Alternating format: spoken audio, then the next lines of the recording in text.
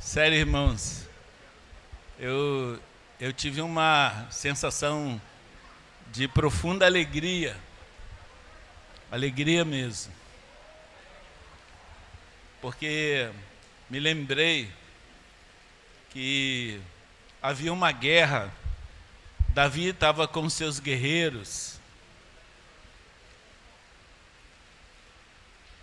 e ele suspirou, ele falou: ah, se eu tomasse aquela água lá de Siloé. E a guerra estava feia, então tinham os valentes lá, rapaz, entraram no meio da batalha do campo inimigo e trouxeram a água para Davi. E Davi não teve coragem de tomar a água.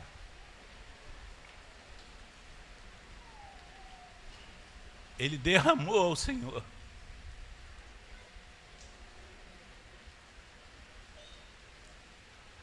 A nossa fé é prática. Se a gente não fizer um esforço, irmãos, as situações vão tomando conta da gente e vão nos emaranhando e tornando-se cada vez mais piores. E nós temos que avançar diante de muitas circunstâncias negativas. Passamos por muitos vales, por muitos desertos, por muitas dificuldades, e são reais, elas não são fictícias, elas não são um sonho delirante, mas são algo que a gente precisa realmente. Então, Davi, ele não teve coragem de tomar aquela água, porque era uma água de sacrifício. Era alguma coisa que poderia ter destruído uma vida, um dos soldados, um dos seus valentes. Ontem a gente estava aqui com os rapazes aqui, e a gente estava aqui tentando resolver o problema da nossa estrada aí. A gente ouviu 12 especialistas falando sobre a nossa estrada. Que essa pissarra é a melhor que tem. Mas ela precisa de um tempo de cura. Ela vai curar. E a gente tem que esperar um pouco, aguentar um pouco ela ficar curada, para ela ficar mais sólida, né? E a solução era colocar areia. Então a gente pensou: meu Deus, como é que a gente vai colocar areia espalhar areia? São 4 ou 5 caminhões de 14 metros de areia. Então era um serviço gigante. Eu pensei assim: eu não sei como a gente vai fazer isso. Um dos senhores que vieram aqui nos ajudar, ele falou: a gente pode passar a moto niveladora aqui. Aí eu falei: como? Não tem jeito. E aí, mas a gente veio aqui com muita coragem. A turma que veio aqui veio disposta a tudo ou nada. E a gente começou a fazer o serviço, até que o Eberson lembrou dos pneus e ele puxou no carro dele. E vocês viram que a estrada ficou muito boa. Até agora, né? Não sei, depois da chuva. Mas ela não vai, o seu carro não vai deslizar, é só ficar no caminho. Por favor, não saia do caminho, não saia do trilho, não vai para fora.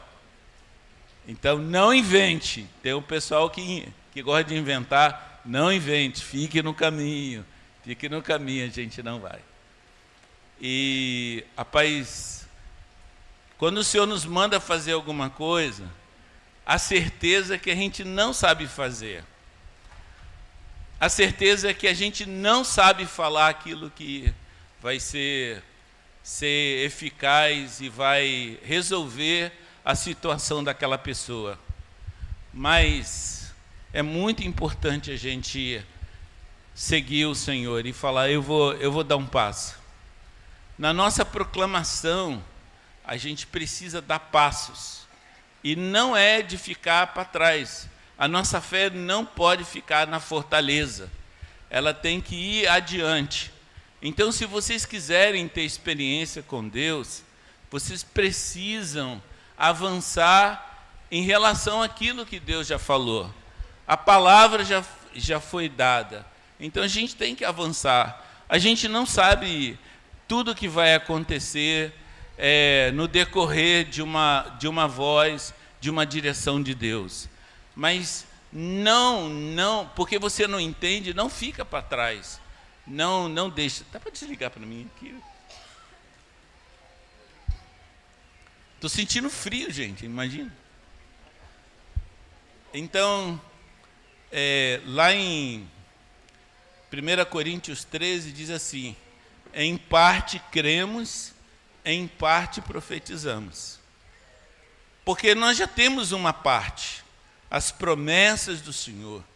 Nós temos a palavra do Senhor dizendo, vocês vão, eu vou estar com vocês. Ele falou, abre a sua boca, eu a encherei.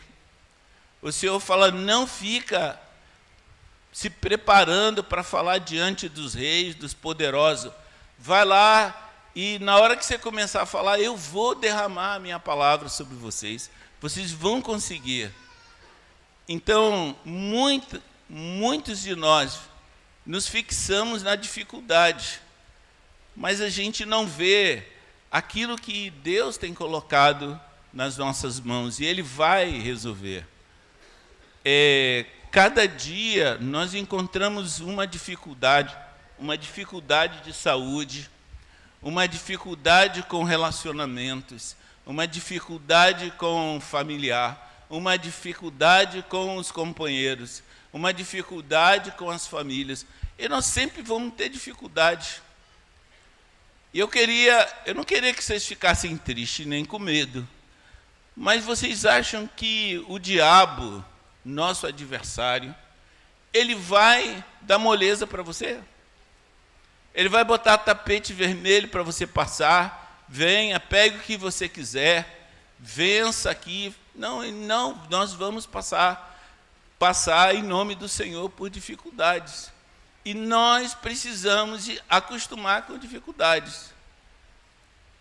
Tem uma irmã aqui que sempre me lembra disso, né? Eu falo sempre, se tiver com problema, pode vir, não estou com medo não. Porque eu nunca resolvo nenhuma confusão, é o Senhor que resolve. E o nosso Deus faz milagres. E nós estamos aqui cheios de milagres para contar. Temos aqui o Rosenô aqui, que de uma maneira maravilhosa foi livre, recebeu uma bênção, ninguém nem acreditava. É verdade, Rosenô? É verdade. O Senhor faz milagre. Cadê o Ener aqui? Cadê a Bela? Ele não veio não, né? Mas estava lá, prognóstico todo complicado. O Senhor fez milagre. Como diz o nosso doutor Fabrício, eu nunca vi tanto milagre. Eu acho que ele vai até fechar a clínica. Porque o Senhor faz maravilha no meio da igreja. Esse é o nosso Deus. Ele tem uma palavra para nos dar, Ele tem alguma coisa para nos acrescentar. E nós precisamos ficar muito tranquilos, esperando que essa graça, ela nos transborde, ela nos inunde, e que a gente possa fazer pelo menos um pouquinho pelo nosso próximo. E amar o próximo é tentar fazer alguma coisa possível por ele. Amar o próximo é amar do jeito que você se ama. Amar o próximo é levar aquilo que é melhor para ele. Então, nós precisamos disso. Estou achando, Elcio, esse microfone alto.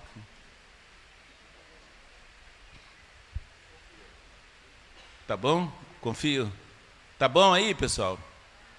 Eu fugi aqui dessa caixa aqui, que eu estava quase a ficar surdo ali.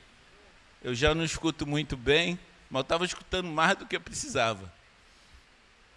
Amém. Senhor, estamos aqui como igreja. Primeiramente, queremos te adorar, Senhor, porque não vai ser uma dificuldade que vai parar a tua igreja, uma dificuldade que a gente pode vencer. A gente pode até cair no caminho, a gente pode até cambalear e cair nessa guerra, mas nós não vamos deixar de te seguir, não vamos deixar de fazer aquilo que temos que fazer. E eu quero, junto com a igreja, te oferecer esse culto de adoração, Senhor, no meio desse sacrifício. Sair de casa em meio a uma chuva forte. A gente veio para te adorar, para glorificar o teu nome. Então, segundo aquilo que tu mesmo propôs para nós, nesse ajuntamento, derrama as tuas bênçãos, derrama a tua graça de maneira abundante. Pedimos que o Senhor abra os corações e que essa palavra possa vir de encontro à nossa necessidade e aquilo que a gente precisa de ferramenta, de capacitação para fazer a tua vontade. Exalta o teu nome, Jesus. Revela-se aqui no nosso meio, abre os nossos olhos, ilumina os olhos do nosso coração para compreender a largura, o comprimento, a altura, a profundidade de receber tudo isso que o Senhor tem para nós. Por favor, Senhor, sabemos que lidamos com elementos muito horríveis, que são as nossas emoções, o nosso temperamento, as nossas fortalezas interiores. Por isso, clamamos a Ti, Senhor. Vem sobre nós, Senhor. Hosana, Senhor. Hosana, liberta-nos, Senhor. Liberta-nos de nós mesmos, Senhor. Liberta dos nossos achismos, Senhor. Da nossa compreensão caduca, pequena.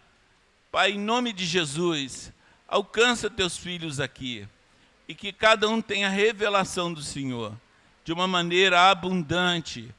E a tua palavra prospere no nosso coração. E alcance o nosso coração para a tua honra e glória. Em nome de Jesus. Falamos aqui no último encontro sobre batismo. Quem ficou mexido pelo assunto? Levanta a mão. Amém. E por que os outros não ficaram mexidos? Por que não aconteceu nada?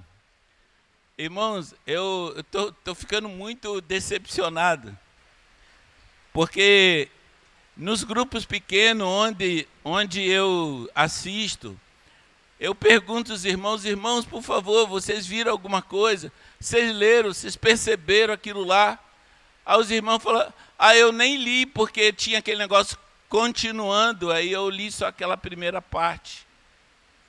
Os irmãos têm preguiça de ler. E eu fico assim, será que vale a pena mesmo trazer uma palavra? Será que vale a pena a gente trazer uma palavra e os irmãos pegar essa palavra e jogar fora? Aquilo que demorou, às vezes, 40 anos aprendendo, e os irmãos pegam como se fosse alguma coisa. Isso é do Edilberto. Eu quero dizer uma coisa para vocês. O que nós falamos aqui não pertence a Marcos Moraes, não pertence a Evangevaldo, não pertence a William, não pertence a Jefferson, não pertence a Bruno, não pertence a nós, é do Espírito Santo. Essa palavra é para você. você tem que receber essa palavra e falar, essa palavra é minha. Você não precisa dar o crédito e falar, olha, o Edilberto disse, não precisa botar meu nome nesse negócio. Eu não tenho, a palavra não é minha, a palavra é de Cristo. Ele trouxe essa palavra. Não precisa, não tenha medo de repetir a palavra. Não tenha medo de explorar e acrescentar e agregar ainda mais palavra que você tem recebido. Então, faça isso, repete. Eu estou vendo os irmãos muito acomodados em relação à palavra.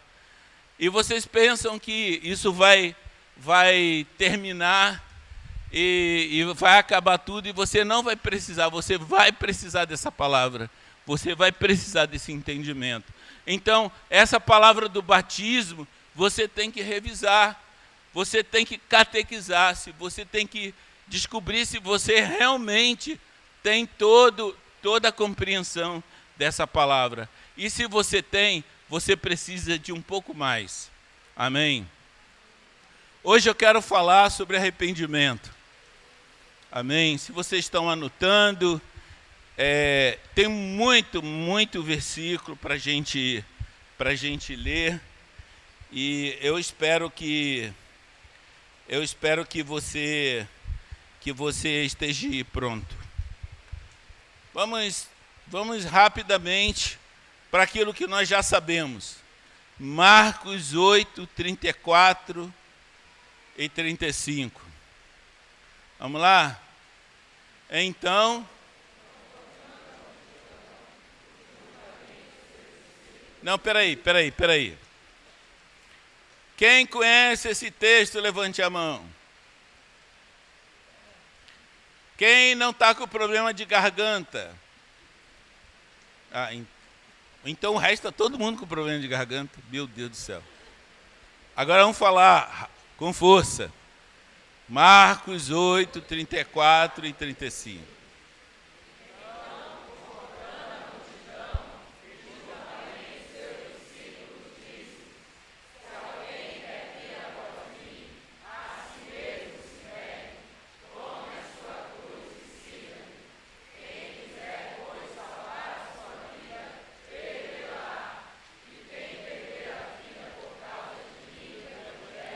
Salva-la. Aproveita o homem e perder a sua alma. Amém. Quantos já pararam para meditar nesse texto? Amém.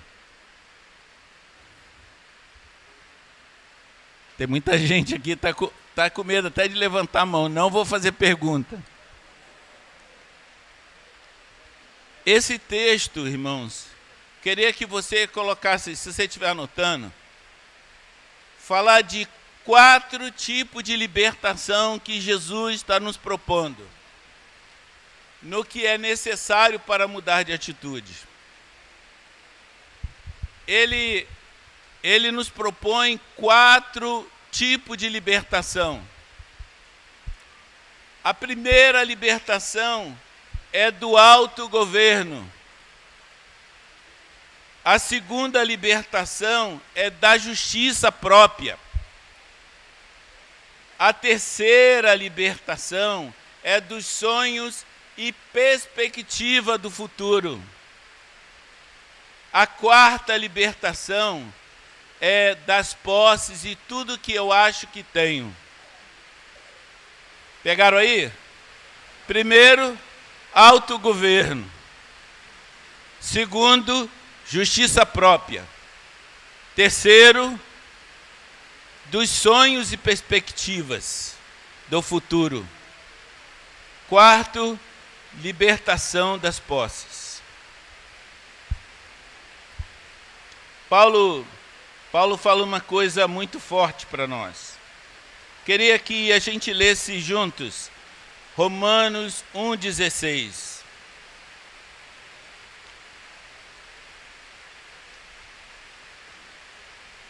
Romanos 1,16. Pois não me envergonho do Evangelho, porque é o poder de Deus para a salvação de todo aquele que crê, primeiro do judeu e também do grego. De novo, pois não me envergonhe do evangelho, porque é o poder de Deus para a salvação de todo aquele que crê, primeiro do judeu e também do grego. 1 Coríntios 1,18. Vamos lá? 1 Coríntios 1,18. Certamente a palavra da cruz é loucura para os que se perdem, mas para nós que somos salvos, o poder de Deus. Gálatas 6,14. Gálatas 6,14.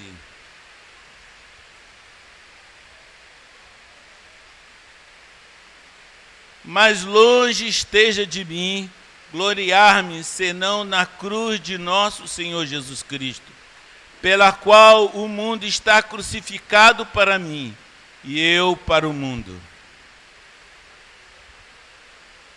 Paulo está falando de um evangelho poderoso.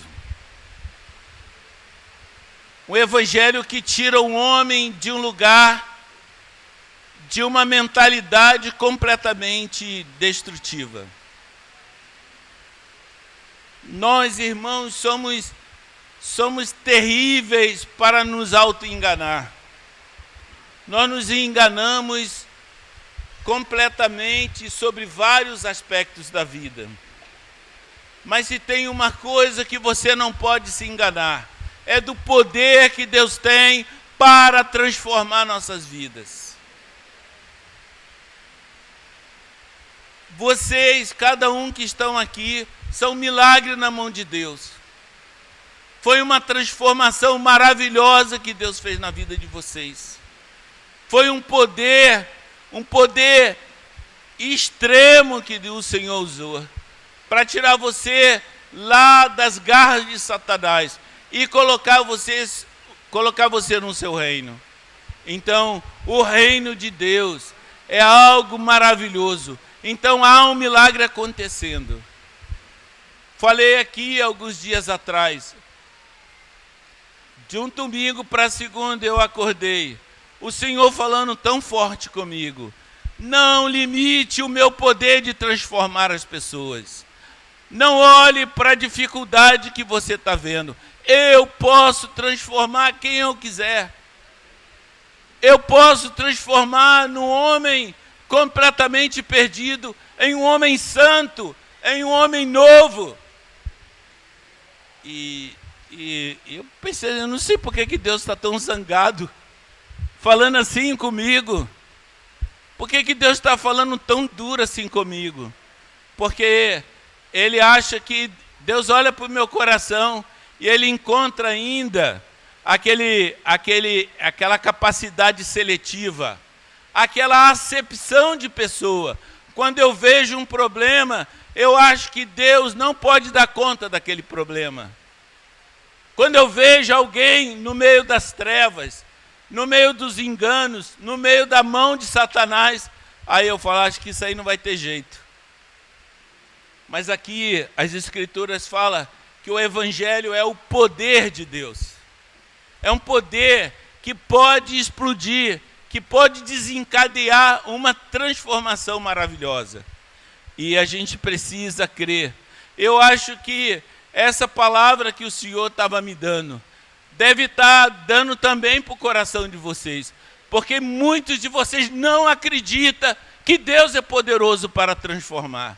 Que Deus é poderoso para falar com uma pessoa. Que Deus pode tirar uma pessoa de uma realidade e transportá-la para uma outra realidade. A gente não acredita que alguém completamente incrédulo, completamente ateu, completamente lutando contra Deus, possa voltar atrás. Mas o Senhor pode. Ele disse que Ele tem um poder, e esse poder ressuscitou a Jesus dentre os mortos. Esse poder transforma o homem, transforma a nossa mente. Mas quando a gente está falando sobre arrependimento, a gente precisa entender uma coisa.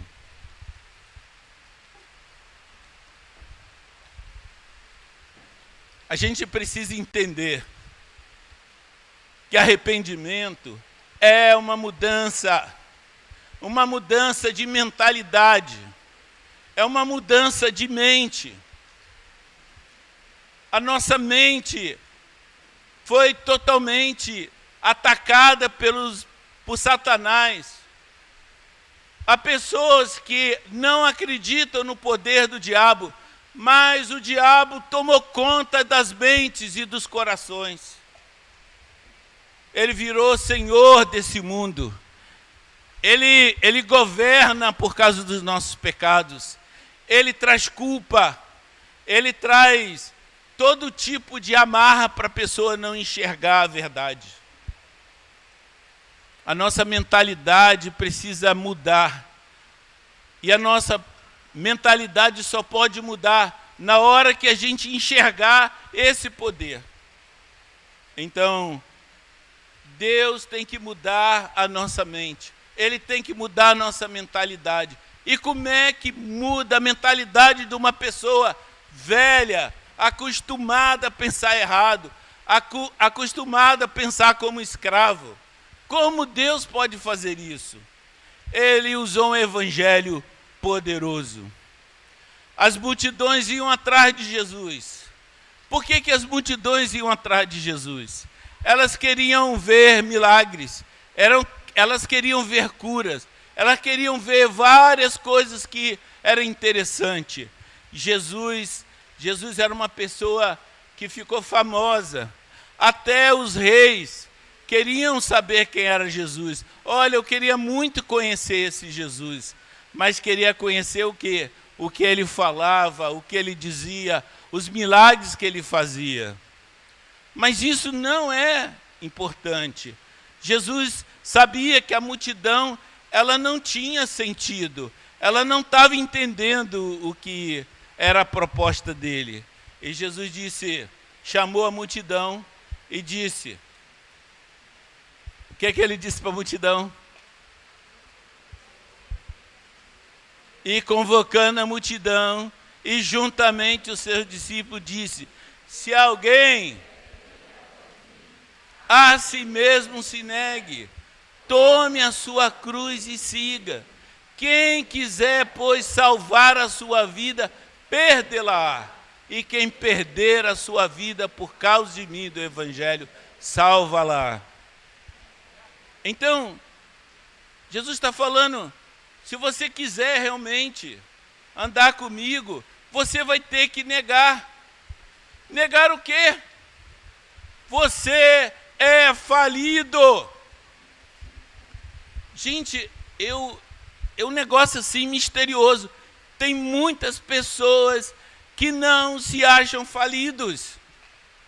Ela quer agregar, ela quer trazer várias coisas lá da vida velha. Ela quer trazer coisas para funcionar no reino de Deus. E às vezes é assim, essa tradição do meu pai, o meu pai disse isso, o meu pai disse aquilo, a fulana de tal, e tem os provérbios chineses, né, Jefferson? Os provérbios chineses, os provérbios da nossa casa, as palavras que eles colocam lá, e a gente acha que isso é alguma coisa que serve para o reino de Deus. Isso não serve para o reino de Deus. Jesus falou, se alguém quer vir após mim, a si mesmo se negue. Então depende de você o negar. Depende de você não querer mais usar aquela mentalidade. Muita gente tem bons planos, boas ideias. Imagine vocês que alguém quer construir uma casa e ela tem um projeto, ela tem um terreno, aí vai lá na Caixa e consegue um financiamento. E aí pega esse financiamento e contrata um pseudo construtor, ou uma pessoa que acha que sabe fazer alguma coisa. e você entrega as plantas, o projeto, o material, entrega na mão desse construtor. E esse construtor começa a fazer esse serviço. Começa a trabalhar nesse lugar. E trabalhar. Aí um dia você chega lá e encontra aquele alicerce todo torto. Fora do esquadro. Um lugar começa com 3 metros.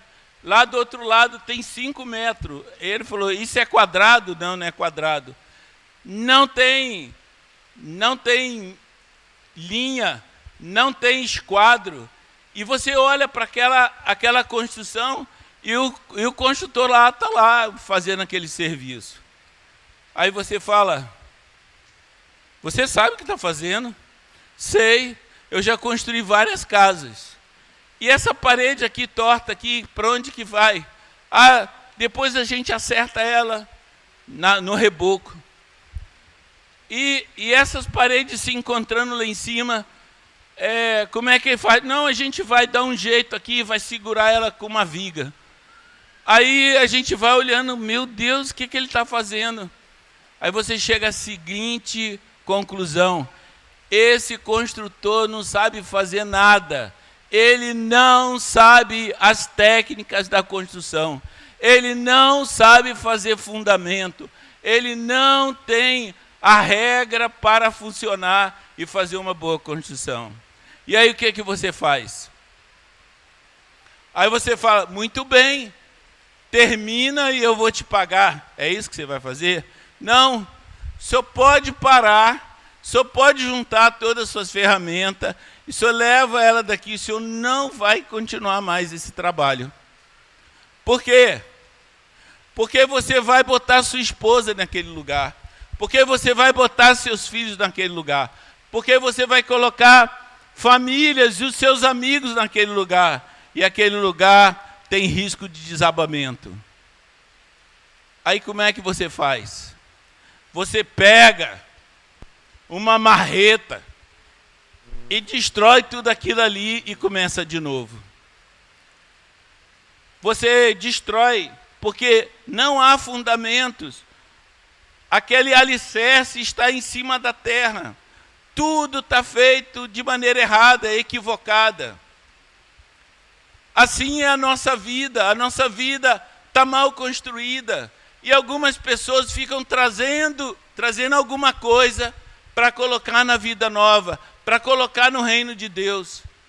Sabe que isso vai acontecer? Vai haver um desabamento. Vai destruir essa casa. E a gente precisa ter coragem de reconhecer que há um princípio errado, que não há método, que não há uma boa construção. E a gente tem que ter coragem de mandar parar. Mas parece que às vezes a gente se ilude com os nomes.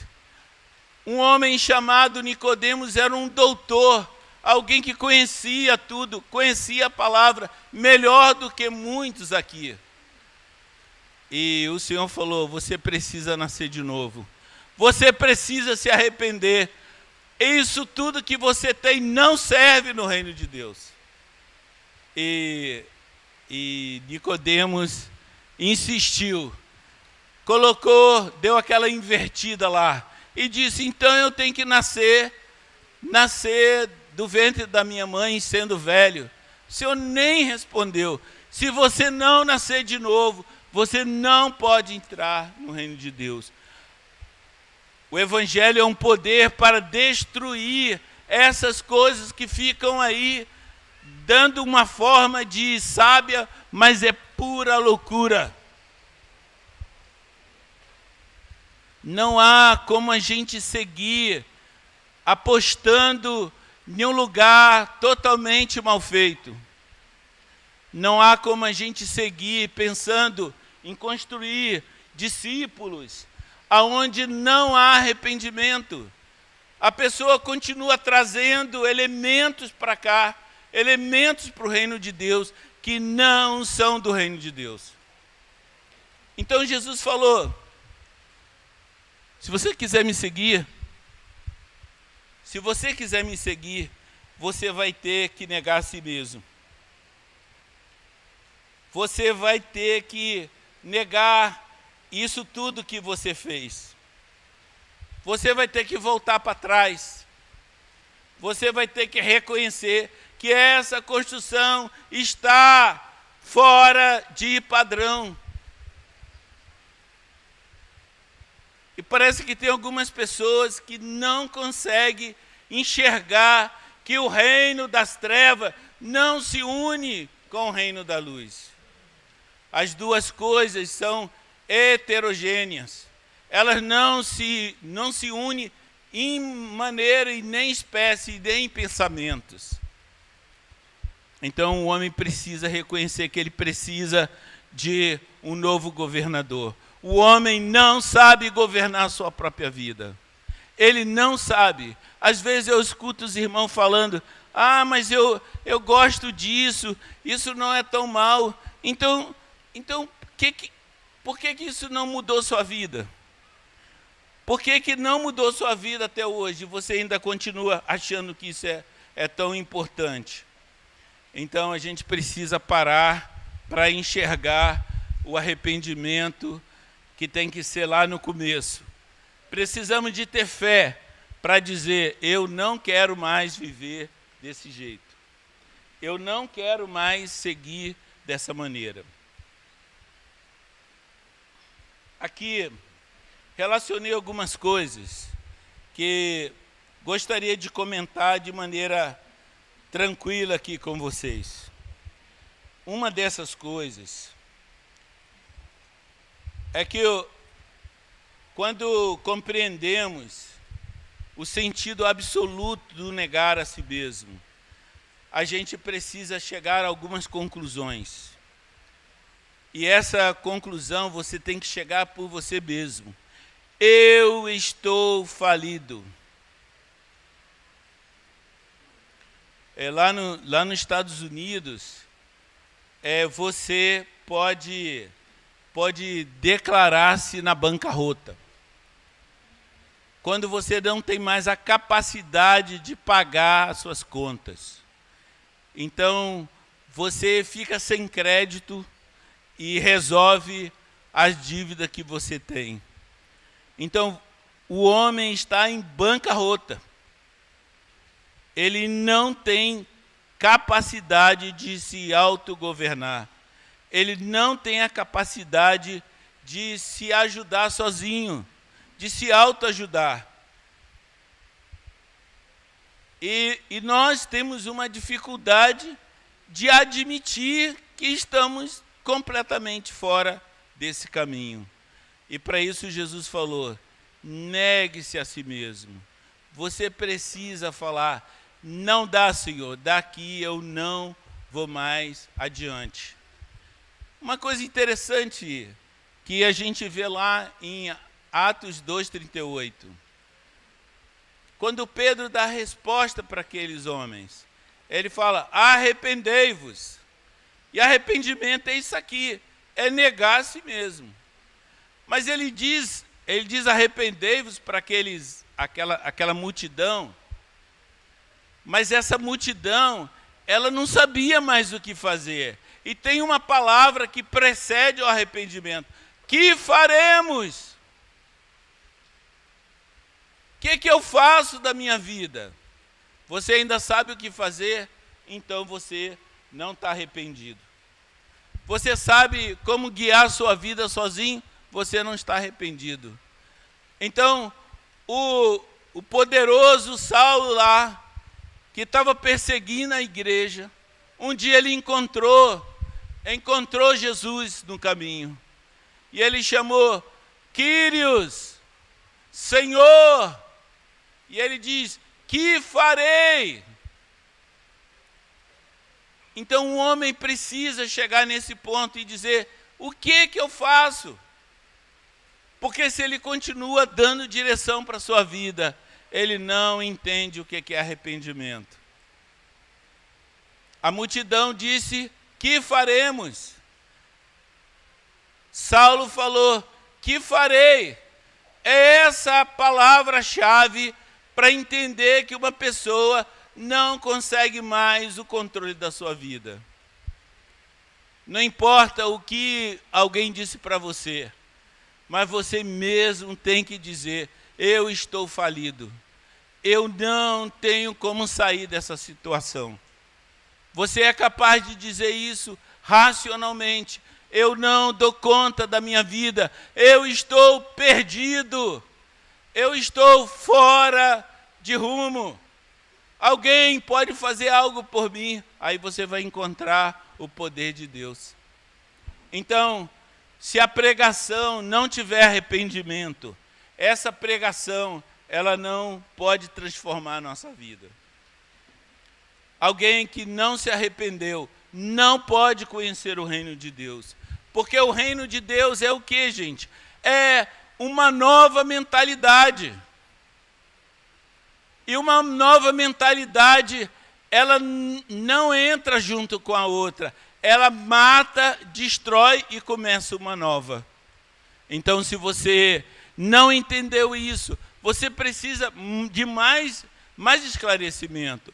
Você tem uma garrafa de Coca-Cola cheia, está gelada, aí você quer colocar uma garrafa, encher ela de água. O que você tem que fazer? Você tem que pegar essa Coca-Cola e derramar essa Coca-Cola. Senão você não consegue colocar dentro desse vasilhame de Coca-Cola água. Então, se você não fizer isso, você não entende o reino de Deus. Porque são mentalidades opostas. E você precisa de esvaziar-se. Você precisa tirar tudo que não presta para fora para poder receber o reino de Deus. Então, essa palavra não é uma palavra difícil, mas você precisa de entender isso de uma maneira absoluta. Eu vejo muitos irmãos que chegam, até se batizam, que caminham com a gente, mas não mudam a sua maneira de pensar. Seguem adicionando coisas do reino de Deus, sem abandonar as coisas da velha religião, da velha experiência, que agregam e tentam fazer isso num sentido maior. Então, negue-se a si mesmo. Tome a sua cruz. Está falido, bancarrota, não tem o que fazer mais. Há uma incapacidade total de resolver suas coisas sozinho. Então, somente fazendo assim, você pode entender o reino e o reino começa a fazer sentido para você. A segunda coisa que Jesus falou: tome a sua cruz. Lá vem um homem carregando a cruz. Ele é uma pessoa muito boa. Todo mundo chama ele de gente boa. Ele está carregando uma cruz, ele está sendo denunciado. Se alguém está carregando a cruz, é porque não é gente boa. Se alguém está carregando a cruz, é porque não presta.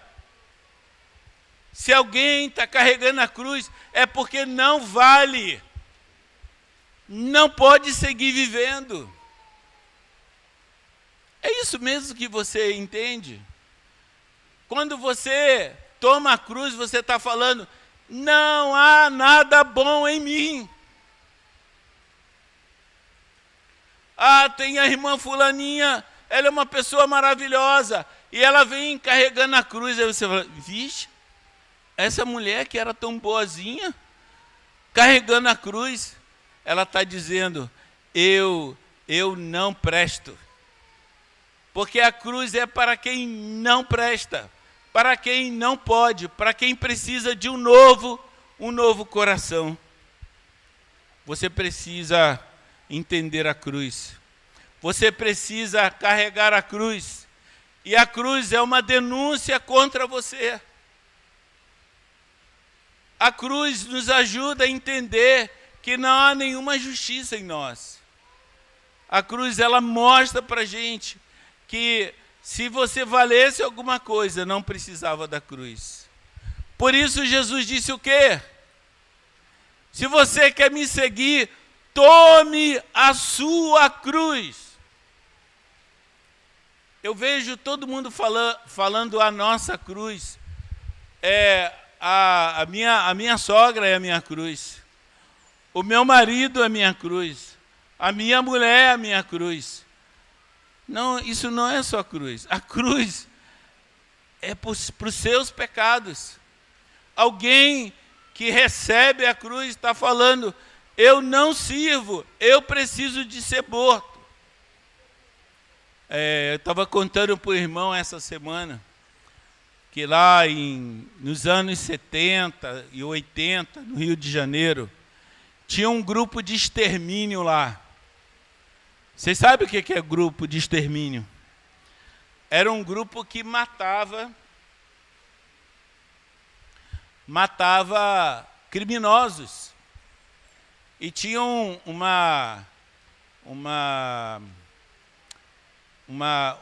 um jornal pelo rádio chamado Patrulha da Cidade. Olha o nome. E na Patrulha da Cidade, algumas pessoas mandavam informação para lá. Fulano, cabeção não sei de quê. Sempre esses nomes assim estranhos, né? Nome de guerra, né? Fulano de tal, mandaram dizer que você vai morrer.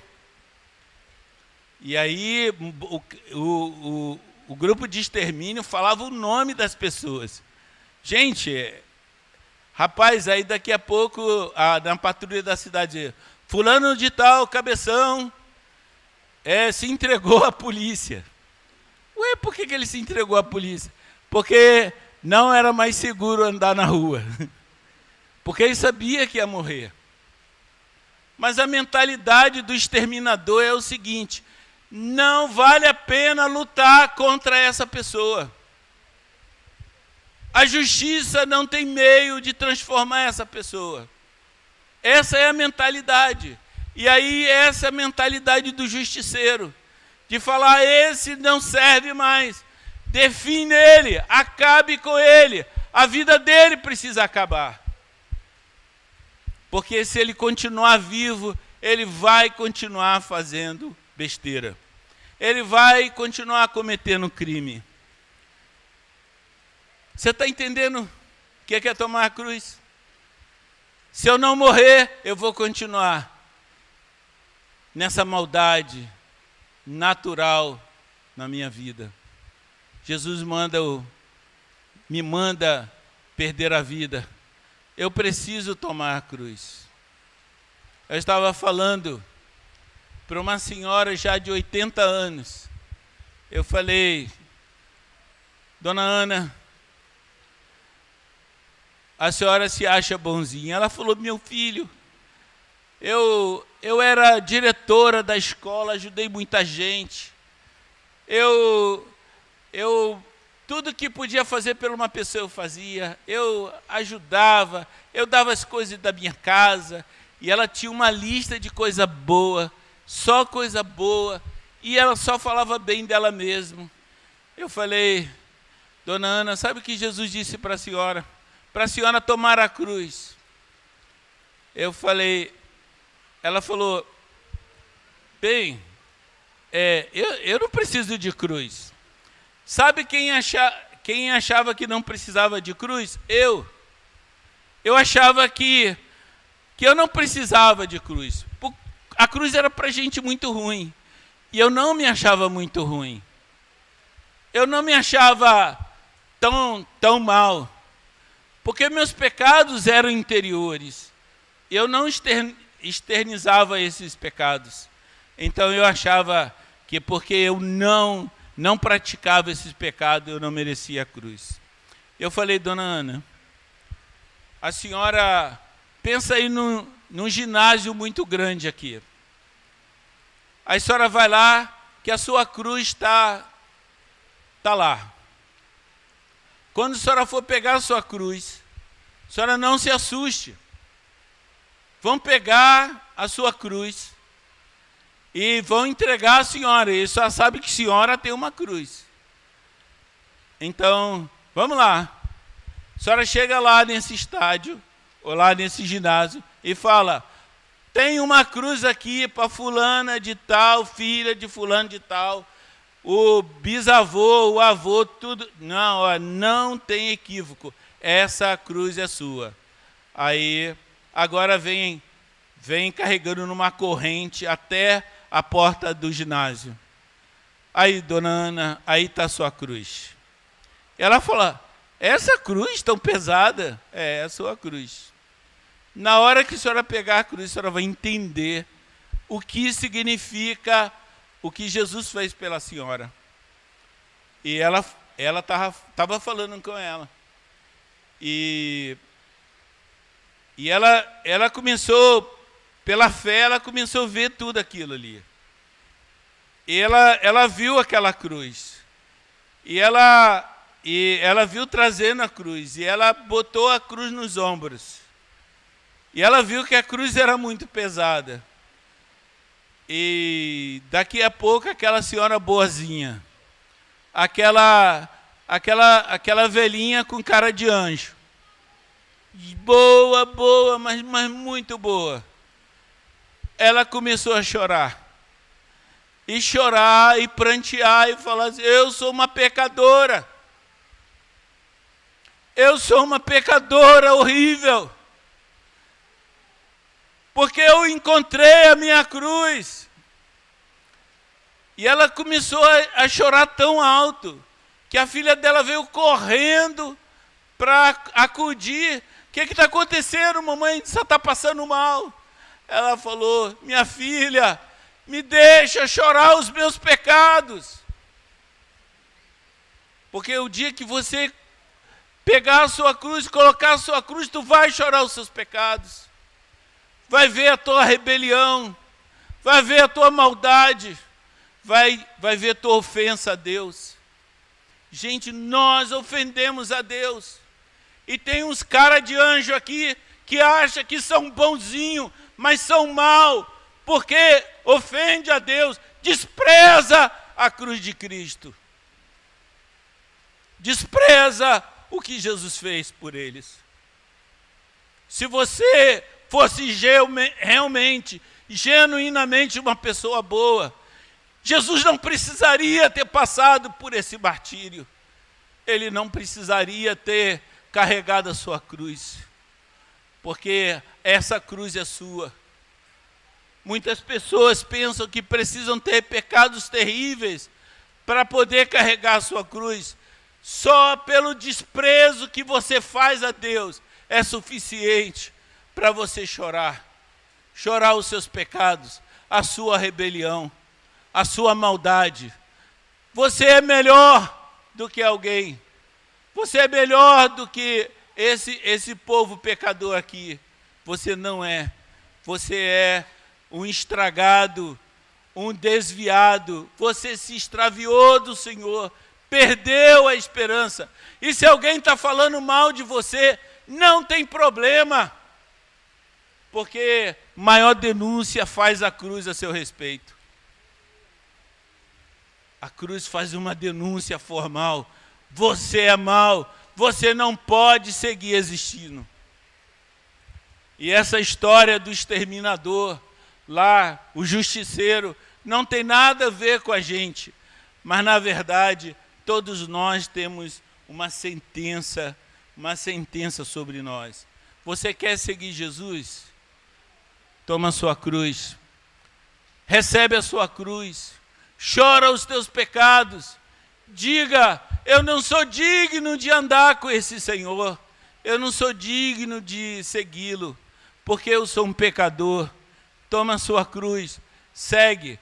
Se você não tiver essa experiência, você ainda vai ficar achando que você é uma excelente pessoa, uma pessoa de bem, uma pessoa que todo mundo tem que cumprimentar e saudar e dizer: você é muito bom.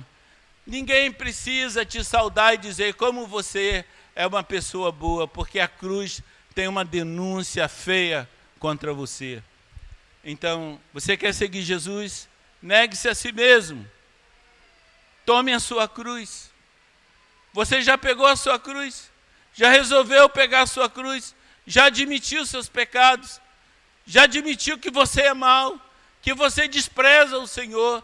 Que você não aceita o que Ele fez por você? Então, você precisa pensar novamente, repensar isso. A cruz é para você. Eu pequei. Eu sou totalmente extraviado de Deus. Preciso da cruz. A próxima coisa que Jesus falou. Jesus falou que a gente precisa perder a vida. Perder a vida é uma coisa muito, muito complicada de entender. Eu não sei, pessoal rapidinho medita em arrependimento. Eu demorei meses, acho que até beirando um ano para entender isso. Em 1995, eu fui fazer uma cirurgia, ia demorar 7 dias. E a cirurgia complicou. A cirurgia complicou muito. E os 7 dias viraram 14 dias. E eu estava muito mal. E os 7 viraram 21 dias. E eu não conseguia sair de lá. Eu tinha febre. A cirurgia não estava bem. Eu só tinha um filho. Breno tinha 1 ano e pouquinho. Precisava muito da Damares e de mim também. Mas eu estava internado ali no HGR. Naquele tempo não tinha ar-condicionado. Era muito quente. Aquele colchão de napa azul, aquilo queimava minhas costas. E eu estava lá, esperando. E aí o médico chamou a Damares e falou para a Damares, olha, você sabe, seu marido pode morrer, ele não está bem, a gente não sabe o que ele tem, e a senhora se prepare. Tadinha da Damares. Ficou totalmente desassistida. Nossa família não é daqui. Únicas pessoas conhecidas eram William e Ione e poucos irmãos. Era 1995. A gente não tinha recurso, não tinha conhecimento. E o doutor Augusto foi lá e nos deu essa notícia boa. E Damares ficou extremamente. Damares, depois disso, ficou numa crise nervosa. Ela chegava lá na beira do leito e começava a chorar. Não é porque era um grande marido, é porque ia fazer falta mesmo. E então eu estava lá, meditando, não quer perder a vida. Eu pensava, Senhor, o que é perder a vida? O que é perder a vida, Senhor? E não consegui a resposta. E aí me chegou Denis lá. E Denis falou para mim, oi, Gilberto. Denis ainda era, acho que até adolescente, nem era adulto. A gente vai jogar vôlei, e a gente vai proclamar ali e tal. E eu falei, meu Deus, poxa, nem para ir jogar vôlei, nem para fazer coisa boa eu tenho saúde. Eu não posso sair dessa cama. Eu não posso abandonar aqui o atendimento médico aqui para ir fazer uma coisa boa. Eu não posso nem fazer coisa ruim, que dirá coisa boa. E eu estava naquela luta, vendo a minha vida passar como um filme. E aí o Senhor falou para mim, quando eu tinha 33 anos, eu perdi a minha vida por você. Todos os meus sonhos, tudo que eu tinha que fazer, eu entreguei por você. Mas, Senhor, Você era 2 anos mais novo do que eu. O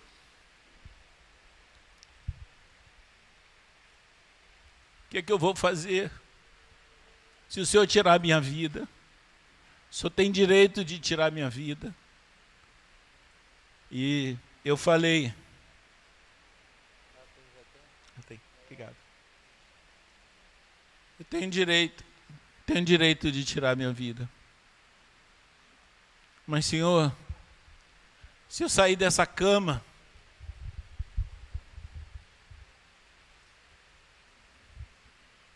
me permite viver a tua vida nesse mundo.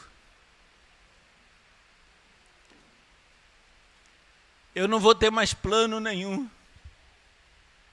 Eu não vou dizer que eu quero ser isso ou aquilo, que eu vou fazer isso ou aquilo outro.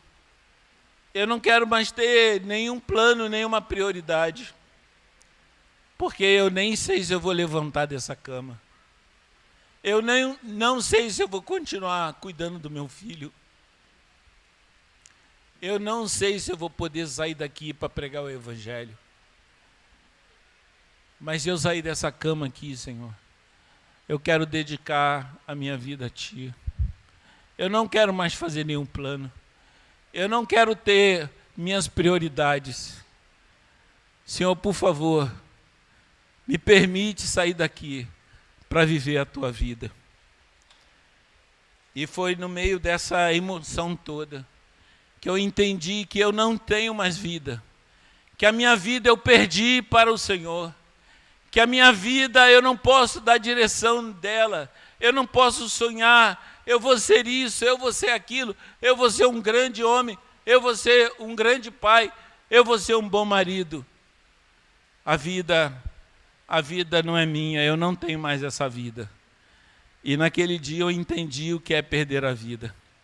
E foi uma libertação, porque eu me libertei dos sonhos de uma perspectiva minha, de viver o que eu queria. Agora toda a minha vida precisava ser do Senhor. Eu fui totalmente derrotado com aquele pensamento. Eu fui derrotado nas minhas confusões, porque eu achava que a vida era minha. Eu achava que eu podia fazer o que eu quisesse com ela. E eu falei, agora eu posso fazer qualquer coisa para Ti. Eu não preciso de terminar nada, porque é o Senhor que vai cuidar de mim.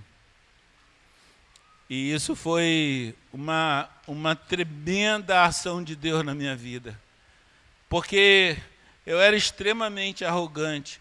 Eu achava que as coisas precisavam ser feitas, e elas deveriam ser feitas na minha própria força. E eu entendi ali que eu não podia mais ter força para fazer nada, e que eu precisava entregar totalmente o futuro, os sonhos e as perspectivas da minha vida para Deus. E isso foi muito sério, porque isso acabou quebrando, me trazendo libertação. Próxima coisa, renuncia a tudo quanto tem. Você não pode renunciar se você não tem nada. Você não pode renunciar se você não é dono de nada. Mas, na verdade, eu tenho muita coisa que eu posso dizer que é minha posse.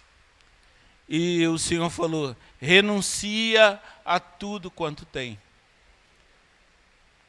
Que mensagem poderosa, que poder é esse? De você não ter nada, nada seu, nada que você pode dizer, meu, isso aqui é meu, eu sou dono. Nem do seu dinheiro, nem das coisas que está no seu nome, das coisas que você tem o título dela, nem da sua esposa, nem dos seus filhos. Nada é seu, é do Senhor. E o Senhor pode fazer o que Ele quiser. E a gente pode ficar tranquilo, perdendo tudo isso.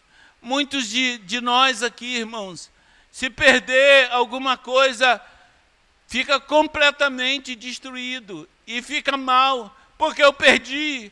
porque eu perdi, e chora e esperneia. Eu me lembro de um irmão que tinha um carro muito legal. O carro devia custar tipo uns 500 mil. E ele tinha esse carro assim, ele dizendo que o carro estava entregue, que o carro não era dele, que aquele carro era do Senhor. Quantos você já ouviu que esse carro aqui é do Senhor, mas não me peça emprestado não. É do reino, do rei. E aí foi muito engraçada essa história. Aí ele estacionava esse carro em um lugar. E no lugar onde ele trabalhava, ele via o carro estava ali em frente, bem estacionado. E ele, o cunhado dele pegou o carro e levou o carro para lavar o carro. E não disse nada para ele. E quando ele olhou lá do lugar onde ele trabalhava e viu que o lugar estava vazio e que ele tinha deixado o carro naquele lugar, ele começou a gritar desesperado: meu carro, meu carro, meu carro! E tal, foi um escândalo danado, e sofrendo e tal. E a mulher dele falou: tu não entregou o carro? Aí ele: eu entreguei, mas eu deixei ali na frente. Eu deixei ele na frente.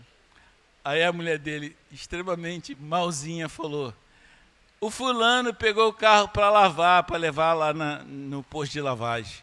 Por isso que ele não está ali. Ah, você não é dono. Ah, você não é dono.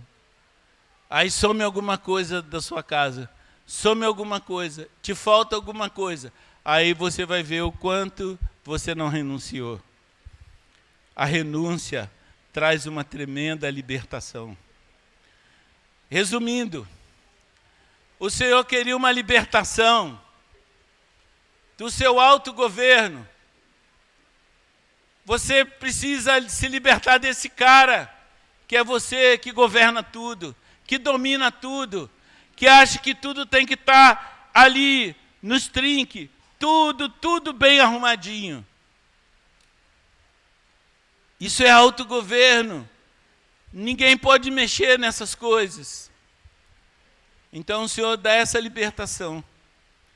O Senhor também nos liberta da justiça própria.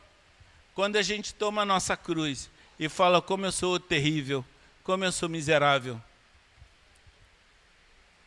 E a cruz ela livra você. Outro dia eu falei para o irmão: você sabe que estão falando de você, cara? Você sabe que estão falando de você? E ele deu uma assustada. Não é mesmo? Você sabe que estão falando de você? Ele deu aquela assustada. Aí eu falei: a cruz está falando que você é um pecador. Cara, ele se aliviou. Tem alguém falando mal de você. E não tem honra essa pessoa, porque não fala na minha frente. Porque não tem coragem de falar aqui, ó, no meu nariz. É desleal, porque fala nas costas. É maledicente. Quem já pensou assim? Se fosse mesmo corajoso, vinha aqui falar comigo. Está pensando o quê? Eu não sou um bicho. Eu não vou espancar essa pessoa. Rapaz, sabe quem fala mal de você? É essa cruz que você carrega. Ela fala que você é uma tremenda pecadora. Ai, meu Deus do céu. Tem gente enganada aqui. A cruz está dizendo que você é uma tremenda pecadora.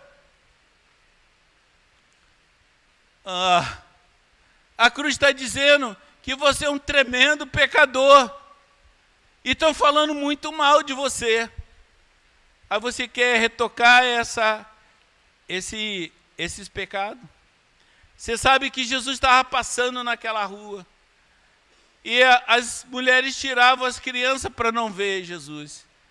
Era escárnio, era cusparada, era impropério. Era escárnio, era impropério, era palavras de maldição. E sabe de quem era aquela cruz? Era a sua cruz, não era dele. Porque nele não havia injustiça, não havia dolo na sua boca. Mas ele assumiu a sua cruz. E agora você está zelando pela sua imagem. Preocupado com as pessoas que falam mal de você. Quantos aqui estão ainda vivendo assim, tentando fazer com que as pessoas acreditem que você é uma pessoa muito boa e que ninguém pode falar assim. Ninguém pode falar do seu filho porque ele é muito bonzinho, mas ele é pecador igual você. Ninguém pode falar da sua mulher porque ela é muito boazinha. Ninguém pode falar dela. Mas você sabe quem fala mal do seu filho? A cruz. Quem fala mal da sua esposa? A cruz. Quem fala mal do seu esposo? A cruz. Ela é uma denúncia. Então, fica livre dessa justiça. Fica livre desse negócio de ficar se defendendo, tentando ser uma pessoa boa, tentando esconder seus pecados, tentando não confessar e alguém saber das coisas que você anda fazendo. A cruz, ela nos liberta dessa autojustiça, dessa justiça própria. A vida de Jesus, uma entrega, leva você à libertação dos sonhos. E essa loucura de viver planejando o futuro. Sabe qual é o futuro? O futuro está nas mãos de Deus e não está nas tuas mãos. E você pode viver hoje muito tranquilo, de maneira simples, como uma pessoa de Deus. Você precisa ficar livre das suas posses, das coisas que você acha que é teu. Libertação do autogoverno, libertação da justiça própria, libertação dos sonhos e perspectiva, libertação de tudo que você possui.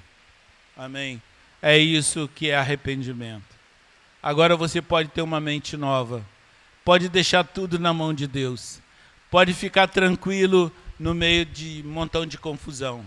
Você acha que vai vir coisa boa para você? Não vem. Problema, luta, mas se você tiver arrependido, as coisas não te afetam, não mexe com você, porque tudo está bem entregue ao governo do Senhor. Agora sim, você pode confiar plenamente em Jesus. Amém? Estão entendendo?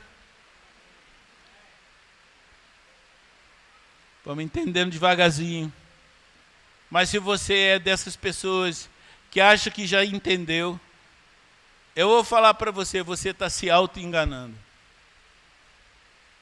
Você é esse tipo de pessoa que não para pensar, possibilidade muito grande de que você não tenha entendido o verdadeiro arrependimento. O arrependimento, ele é uma força dentro de nós, para a gente viver para Deus. Então, nós nos arrependemos e recebemos a nova vida. Somos sepultados em Cristo e agora podemos ser cheios do Espírito Santo. Como é que Deus vai encher alguém que está cheio? Não tem jeito. Você precisa se esvaziar de você mesmo. Amém. Que o Senhor continue essa palavra. Que essa palavra continue sendo acrescentada no teu coração. que você não se auto-engane dizendo que você já conhece bem essa palavra. Você precisa conhecer, você precisa meditar nesses 4 pontos. E você tem que descer o martelo e dizer: eu preciso totalmente de Jesus. Ele veio para ser rei da minha vida e eu não posso ficar sem ele.